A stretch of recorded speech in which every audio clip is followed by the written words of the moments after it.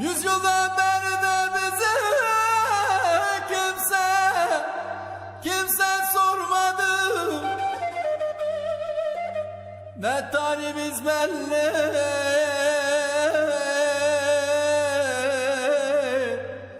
ne de yaşadığımız. Ne bir boyraz esti,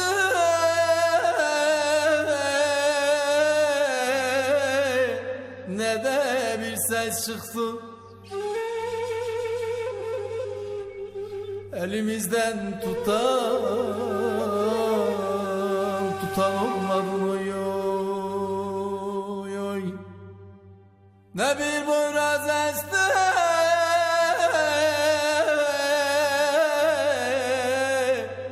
ne de bir ses çıktı.